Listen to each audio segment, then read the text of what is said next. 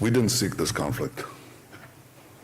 In fact, we could see the origins of this particular outbreak in the cancellation of the Palestinian elections. Hamas was sure that it would gain considerable power, and when they saw that these elections were not going to take place, they sought to use the Jerusalem Day ceremonies and events around Jerusalem Day and the court proceedings in Sheikh Jarrah to incite riots, to incite violence in order to further their political goals. There are only two ways that you can deal with them. You can either conquer them, and that's always an open possibility, or you can deter them.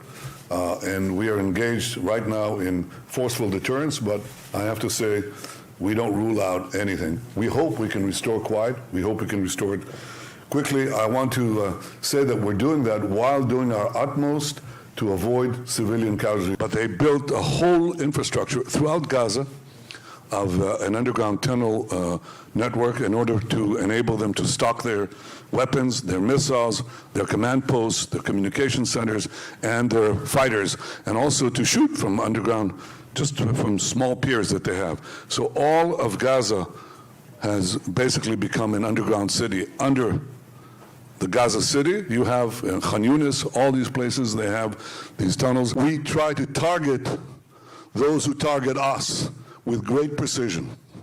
That is not as surgical an operation as it is. Even in a surgical room in a hospital, you don't have the ability to prevent collateral damage around the affected tissues. Even then you can't. And certainly in a military operation you cannot.